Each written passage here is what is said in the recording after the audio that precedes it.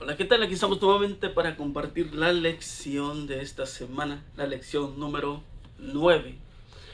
Pasajes contradictorios, pasajes difíciles a veces de comprender o de entender, o pasajes que nos pueden confundir también, pasajes que nos pueden hacer perder nuestra salvación.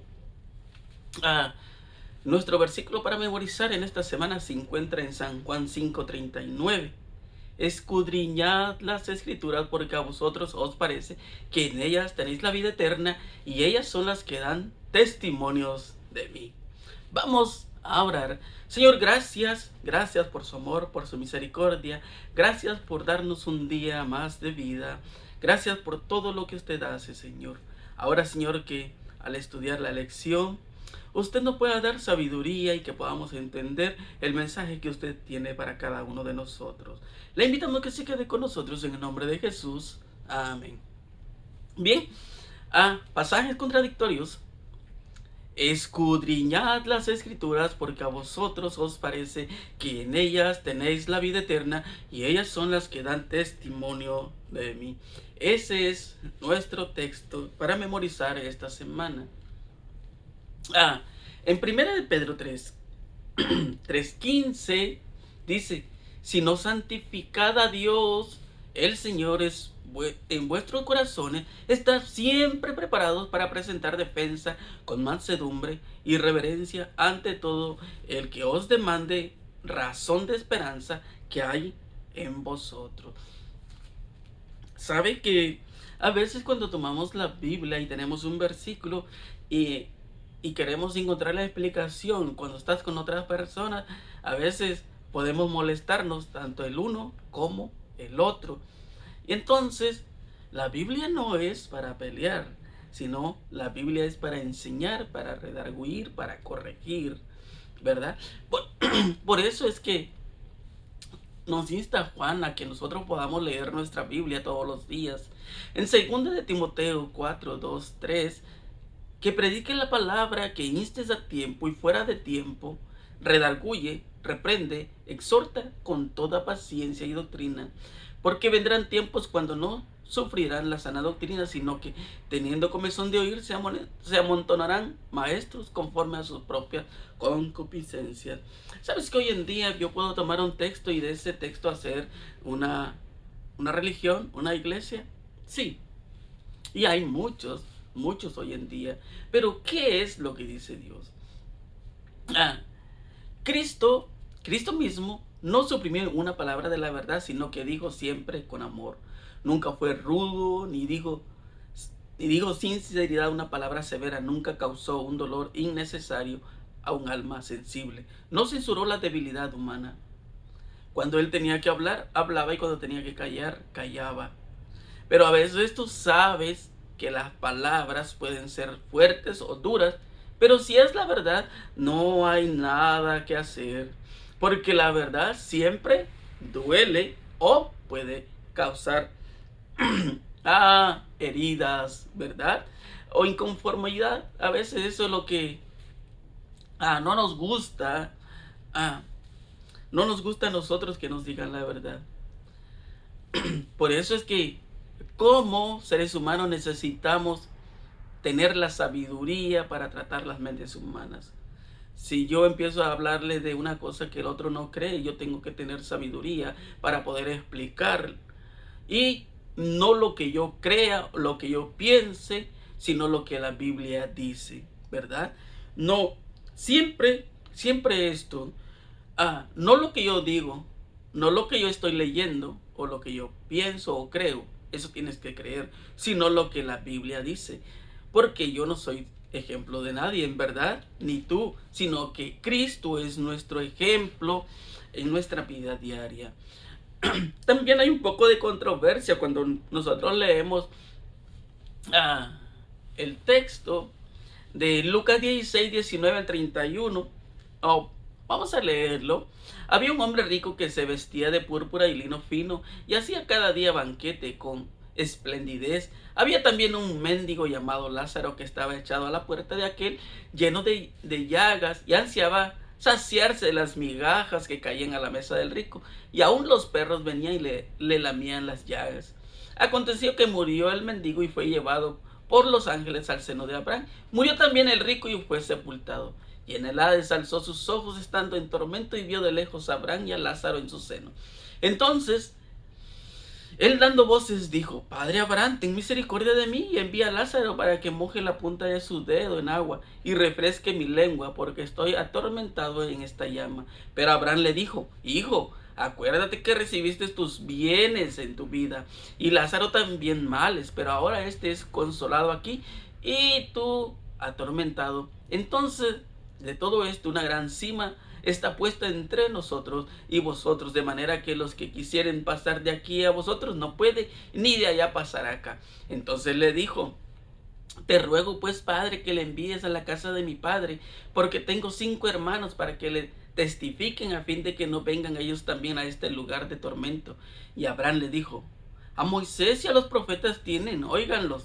Él entonces dijo: No, Padre Abraham, pero si alguno fuere a ellos de entre los muertos, se arrepentirán. Mas Abraham le dijo: Si no oyen a Moisés y a los profetas, tampoco se persuadirán, aunque alguno se levantare entre los muertos. ¿De qué estamos hablando aquí? Es una parábola.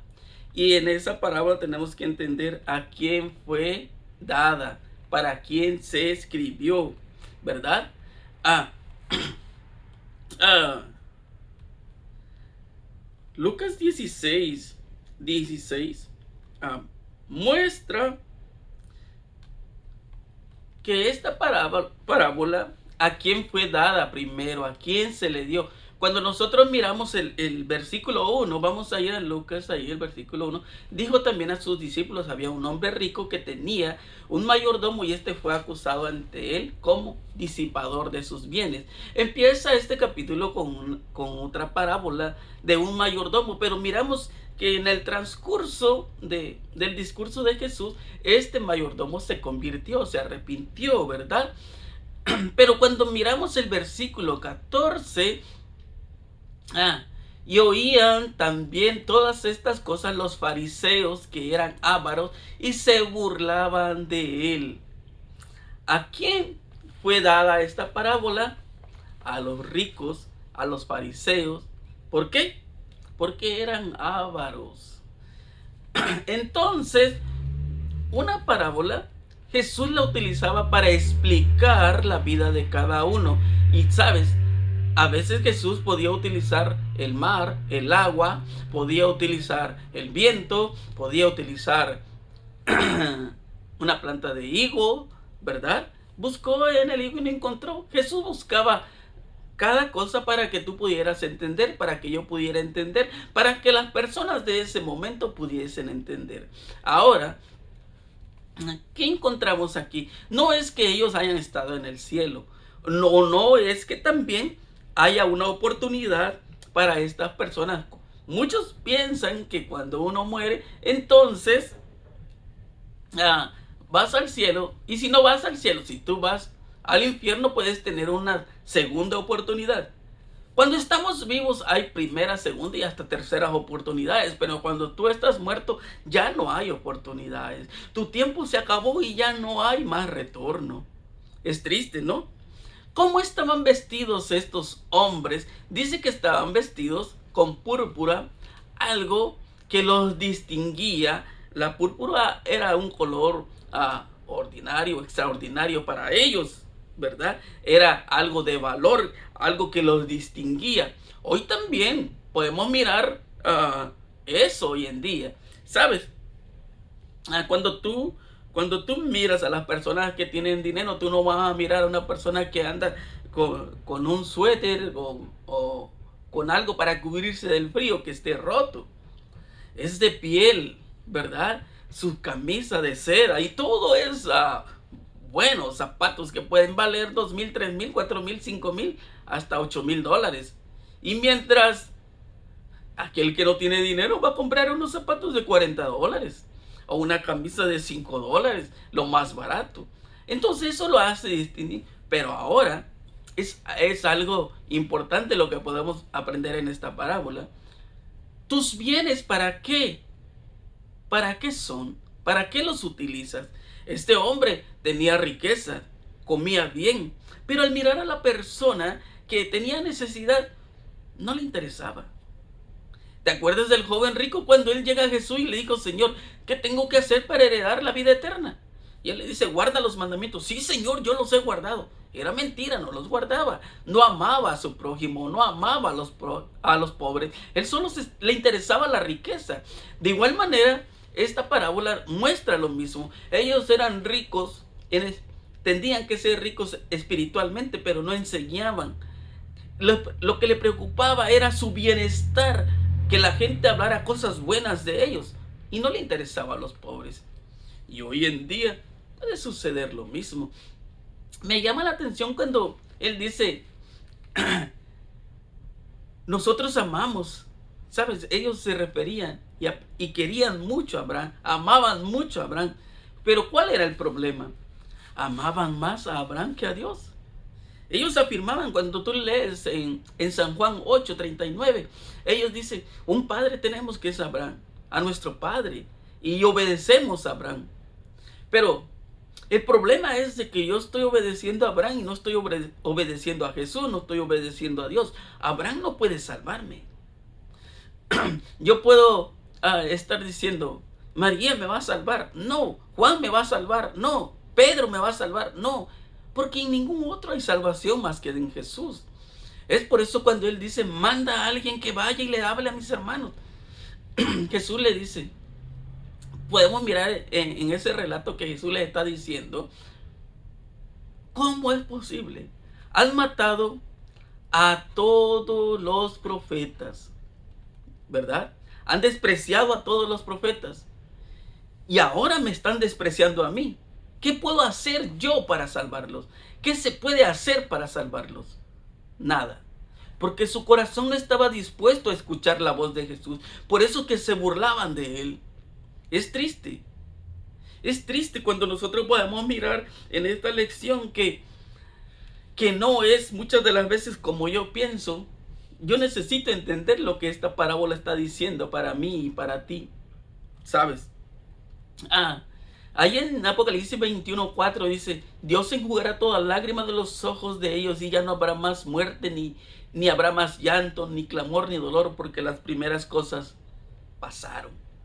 Eso es lo interesante cuando nosotros podemos mirar aquí. Si ellos hubiesen escuchado realmente las palabras de Moisés, se darían cuenta que tendrían que obedecer los mandamientos, que tenían que obedecer a Jesús, mas sin embargo no lo estaban haciendo. A veces yo quiero entender las cosas a mi conveniencia y no a lo que Jesús quiere que yo entienda. Ese es mi problema. También hay un texto contradictorio ahí en Lucas 23:43. Dice, entonces Jesús le dijo, de cierto te digo que hoy estarás conmigo en el paraíso. Yo te pregunto, cuando nosotros morimos, ¿vamos realmente al cielo? ¿Será que vamos directamente al cielo? Vamos a mirar dos pasajes. Miramos en San Juan 20:17. Jesús le dijo, no me toques, porque aún no he subido a mi Padre, mas ve a mis hermanos y dile, subo a mi Padre y a vuestro Padre, a mi Dios y a vuestro Dios. Le estaba diciendo a María Magdalena que Jesús no había subido al cielo todavía. Cuando él murió fue a la tumba y reposó el día sábado, y el domingo en la mañana cuando resucita y tiene ese encuentro con María, María quiere abrazarlo. Mas sin embargo Jesús le dice, no me toques porque aún no he subido a mi Padre. No podría ser posible que este ladrón hubiese subido con Jesús al cielo ese mismo viernes. Pero vamos a mirar otro texto, porque si yo me quedo solamente con lo que dice Lucas 23, ya estoy metido en problemas con lo que dice Lucas 23:43. Yo necesito mirar su contexto. Entonces estos dos textos no coinciden. Tengo que buscar otra explicación y necesito ir a San Juan 14:1, 2 y 3. No se turbe vuestro corazón. ¿Creéis en Dios? Creed también en mí. En la casa de mi Padre muchas moradas hay. Si así no fuera, yo os lo hubiera dicho. Voy pues a preparar lugar para vosotros. Y si me fuere, os prepararé lugar. Vendré otra vez y os tomaré a mí mismo para que donde yo estoy, vosotros también estéis. Quiere decir que Jesús fue a preparar un lugar para mí y para ti, para que cuando yo muera, yo vaya a la tumba, pero cuando Él venga, como dice Tesalonicenses capítulo 4, versículos 16, 17 y 18, pero puedes leer desde el 13, los muertos en Cristo resucitarán primero en esa resurrección, y entonces tú puedes ir a ocupar ese lugar que Él fue a preparar para ti. Es maravilloso, ¿verdad? Saber que Jesús está preocupado, pero ¿por qué muchas personas piensan que cuando Jesús le dice esto al hombre, automáticamente él fue al cielo? ¿Verdad que no? Entonces, vamos a mirar un poquito la explicación de Lucas 23:43. ¿Qué es lo que pasó? Lucas 23:43.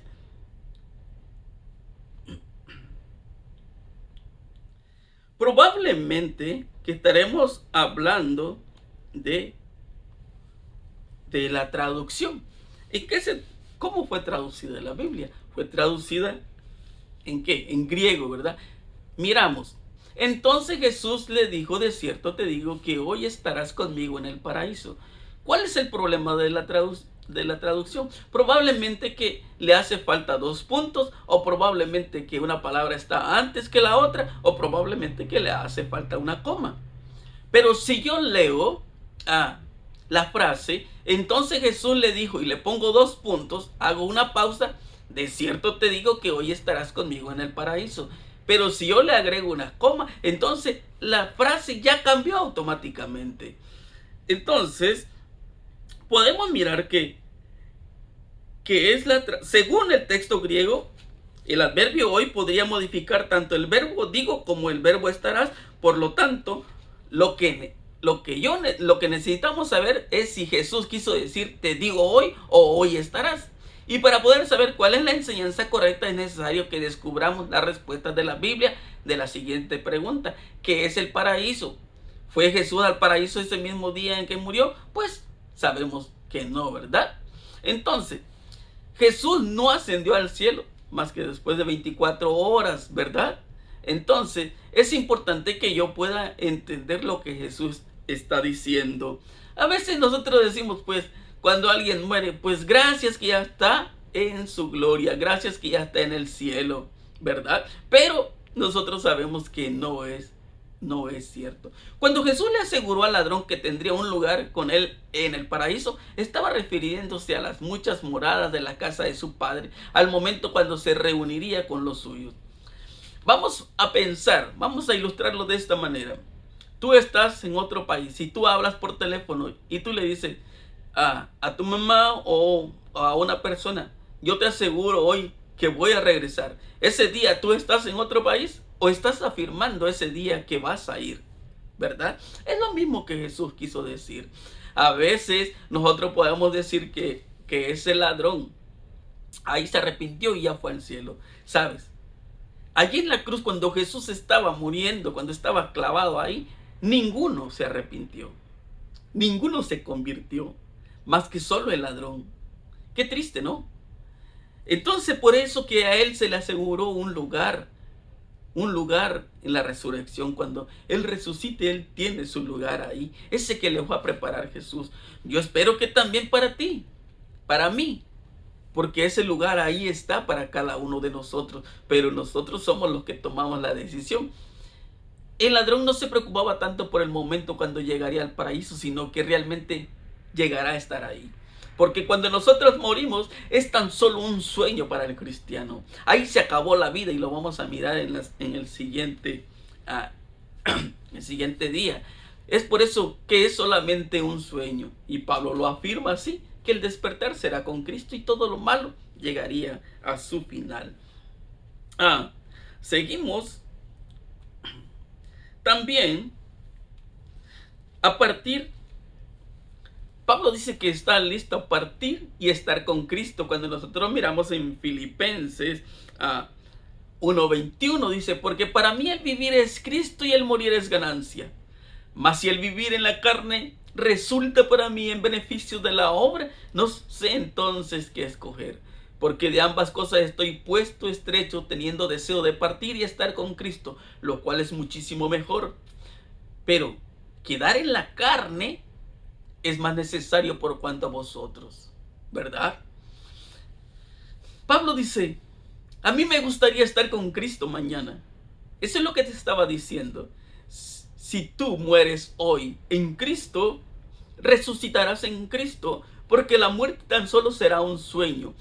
Ese cerrar de ojos será en Cristo y vas a morir, así como nosotros en la noche cuando nos acostamos a dormir, cerramos los ojos y no nos acordamos qué sucede, ¿verdad? Hay personas que tienen un sueño profundo. Tú ves a los bebés que se duermen en un sofá y los llevan a la cama y ellos no saben en dónde hasta que amanece. De igual manera, cuando nosotros nos vamos a dar cuenta, en ese despertar será diferente. Pablo se está refiriendo a eso, no está diciendo que ya al morir fue al cielo. Porque él mismo le explica ahí en Tesalonicenses 4, 13 y 14. En 2 de Corintios 5, 17, de modo que si alguno está en Cristo es nueva criatura y las cosas viejas pasaron, he aquí, todas son hechas nuevas. También en Filipenses 1:23 dice, porque de ambas cosas estoy puesto en estrecho, teniendo el deseo de partir y estar con Cristo, lo cual es muchísimo mejor. Sí, cuando Pablo era un perseguidor, la vida que él llevaba era diferente, a la cual cuando le encontramos su transformación, su llamado en el libro de Hechos, nos damos cuenta que a partir de ahí su vida cambia. La vida ahora estaba sumergida en Cristo y para él el vivir era Cristo. Así que él decía, si vivo es para Cristo, si muero es para Cristo. ¿Pensamos tú y yo lo mismo? En 2 de Timoteo 4, 8 dice, por lo demás, hermanos, me está guardada la corona de justicia, en la cual me dará el Señor juez justo en aquel día, no solo a mí, sino también a todos los que aman su venida. Sabes que Pablo estaba seguro que en la resurrección dice, yo estoy seguro que voy a ganar la corona. Cuando yo resucite, tengo asegurada la vida eterna. Eso también lo tenemos que tener en mente tú y yo, ¿verdad? Sabes, como cristianos, como adventistas del séptimo día, tú estás seguro que estás en el camino correcto. En tu mente puede haber cosas malas, pensamientos malos, puedes fallar, tu pie puede resbalar, pero de una cosa tienes que estar seguro. Sí, de una cosa tienes que estar muy seguro, de que tu mano siempre está ahí sostenida de las manos de Cristo. La gente muchas de las veces piensa que tú, como cristiano, no puedes fallar. Somos seres humanos, podemos fallar, nos hemos equivocado, hemos cometido errores, pecamos todos los días, no somos perfectos. Pero de una cosa necesitamos estar seguros, de que nuestra mano está tomada de la mano de Cristo, porque ese es el camino. ¿Sabes? Y en 2 de Timoteo 4:7 dice, he peleado la buena batalla, he acabado la carrera y he guardado la fe. Eso es importante, de que tú no te canses. Sí, hay momentos difíciles y a veces no hay fuerza, pero sigue pensando en lo mismo, que el único que te sostendrá es Cristo. Agárrate de su mano. También hay un texto contradictorio cuando nosotros miramos en 1 de Pedro 3:19, si leemos solo el 19, dice, en el cual también fue y predicó a los espíritus encarcelados. Dice que Jesús fue y predicó a los espíritus encarcelados. A veces la gente piensa que cuando tú mueres y mueres sin creer en Cristo, aún tienes una oportunidad porque Cristo te va a ir a predicar aunque estés muerto. No se trata de eso. No solamente tenemos que leer el texto, sino también el contexto. Para eso necesitamos leer desde el versículo 13. Pero el versículo importante es el 20. Cuando nosotros leemos el 20 dice, los que en otro tiempo desobedecieron cuando una vez esperaba la paciencia de Dios en los días de Noé, mientras se preparaba el arca en la cual pocas personas, es decir, 8, fueron salvadas por agua. ¿Cuál es el problema? ¿Se predicó el evangelio? Sí. ¿Hubo oportunidad? Sí. Pero entonces, ¿para quién es este mensaje? Dice no fue predicado el evangelio a los muertos, sino a los vivos que estaban en el tiempo de Noé. Sabes que en ese tiempo se les dio la oportunidad de 120 años. ¿Cuánto? 120 años. ¿Y qué pasó? ¿Obedecieron? No, ¿verdad? Entonces, necesitamos mirar por qué es que este texto aparece en primera de Pedro 3:19. En dice, porque él fue a predicar ¿a qué? A los espíritus. Sabes que a veces las personas, el cual también fue y predicó a los espíritus encarcelados. A veces hay personas que piensan que cuando tú estás predicando el evangelio te causan daño a ti. No, le hacen daño a Jesús. Cuando la gente piensa que te desobedecen a ti, no, desobedecen la palabra de Dios, no a ti. Tú no estás en problema. Ahora, ¿sabes cuál era el problema de esto? De que Noé predicó 120 años. Y cuando tú vas y predicas, tú estás siendo usado por Dios. Sí, es el mensaje de Dios. No es tu mensaje. Es el mensaje de Dios. Pero muchas de las veces las personas no quieren creer. Porque en Hechos capítulo 4 versículo 12 es que en ningún otro hay salvación, porque no hay otro nombre bajo el cielo dado a los hombres en que podamos ser salvos. Solo Jesús puede salvarnos. Y entonces, si este hombre predicó 120 años para que se arrepintieran, pero no quisieron. No quisieron. Desafortunadamente no quisieron. Y ahora, ¿qué podía hacer Dios por estas personas? Miramos también otro texto.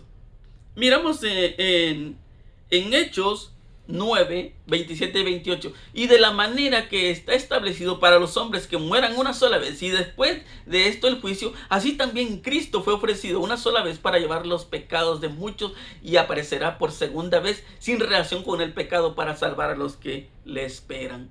Pero cuando nosotros miramos también hay muchos textos, mas el hombre morirá y será cortado, perecerá el hombre, ¿y dónde estará él?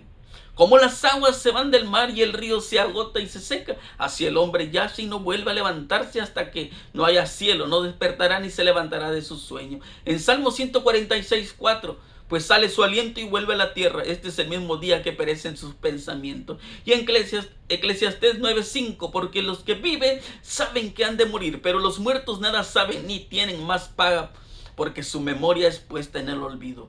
Y en Eclesiastés 9:10, todo lo que te viniera a la mano para hacerlo, hazlo según tus fuerzas, porque al Seol, a donde vas, no hay obra ni trabajo, ni ciencia ni sabiduría. Y hay otros textos más que no vamos a leer porque se haría más largo.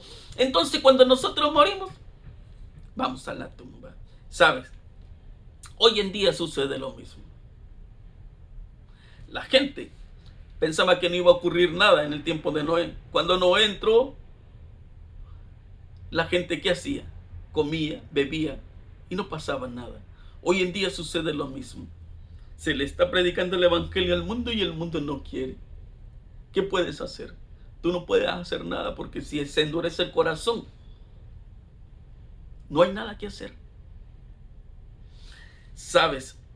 También en Apocalipsis 6, 9, 11, cuando abrió el quinto sello, vio bajar las almas de los que habían sido muertos por causa de la palabra de Dios, por el testimonio que tenía, y clamaban a gran voz diciendo: ¿hasta cuándo, Señor santo y verdadero, nos juzgas y venga nuestra sangre en los que mueran en la tierra? Y se le dieron vestiduras blancas y le dijo que descansase todavía un poco de tiempo hasta que se completara el número de sus consiervos y sus hermanos que también habían de ser muertos por ellos. Tampoco se puede decir que estos mártires están en el cielo y están sufriendo allá, porque nadie ha ido. Pero, ¿por qué aparece esto? Probablemente que hace referencia a lo que dice en Levítico 4:18, y de aquella sangre pondrás sobre los cuernos del altar que está delante de Jehová en el tabernáculo de reunión, y derramará el resto de la sangre al pie del altar del holocausto que está en la puerta del tabernáculo de reunión. Nosotros podemos leer el libro de Habacuc capítulo 1, pero él dice, se está quejando y dice, Señor, ¿por qué? ¿Por qué? ¿Por qué? ¿Por qué? ¿Por qué aquellos prosperan y yo no? Hoy en día, ¿sabes? Hay muchas personas que van a perder la vida y están perdiendo la vida por predicar el evangelio, por decir la verdad. Y sucederá. Mira lo que dice Isaías 59:14. Y el derecho se retiró, la justicia se puso lejos, porque la verdad tropezó en la plaza y la equidad no pudo venir. Hoy hay injusticia por donde quiera. Hay injusticia. Hoy los tribunales están corrompidos. Los magistrados se dejan llevar por el deseo de las ganancias y el afán de los placeres sensuales. La intemperancia, el secado, las facultades de muchos, de suerte que Satanás los dirige casi a su gusto. Los juristas se dejan pervertir, sobornar y engañar. La embriaguez, las orgías, las pasiones, las envidias, la mala fe, bajo toda esta forma se encuentran entre los que administran las leyes. Hay límites aún para la tolerancia de Dios. Se puede llegar al límite de su paciencia y entonces él castigará con toda seguridad. Y cuando trate el caso del pecador insolente, no se tendrá hasta haberle dado fin completamente. Todo llegará a su fin. Todo tiene límite. Puede ser que yo estoy haciendo lo malo, pero la paciencia de Dios también llega a su límite.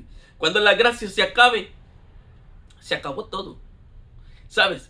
Como te vuelvo a decir, allá en el tiempo de Noé, al pueblo antediluviano se le dieron 120 años de gracia, hoy casi 2000 de gracia. Y no estoy aprovechando la oportunidad. Lo único seguro es de que tú y yo vamos a entregar cuenta. ¿Cómo está tu relación con Dios? Eso es lo más importante. La gente puede hablar, puede testificar, puede decir un montón de cosas, pero tú tienes que comprobarlo con la Biblia. Por eso él dice, escudriñad las escrituras, porque a vosotros os parece que en ellas tenéis la vida eterna, y ellas son las que dan testimonio de mí.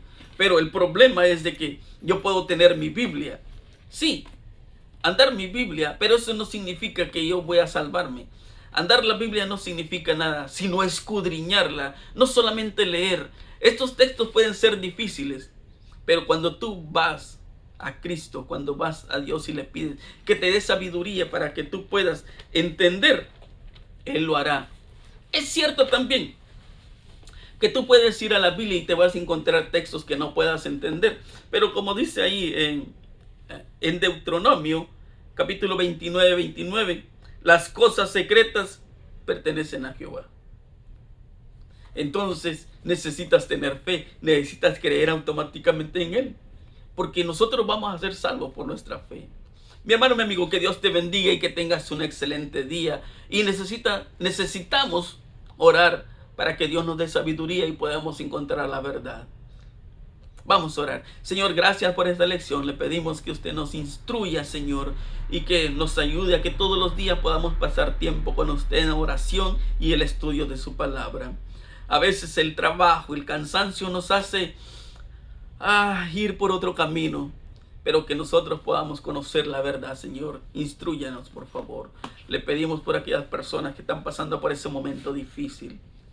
Hay tantas personas que están sufriendo porque han perdido un ser querido, Señor. Pero también muchos se han ido sin esperanza. Ayúdenos a confiar en su promesa y en su palabra. Gracias por todo. En el nombre de Jesús se lo pedimos. Amén. Mi hermano, mi amigo, que tengas un excelente día. Bendiciones.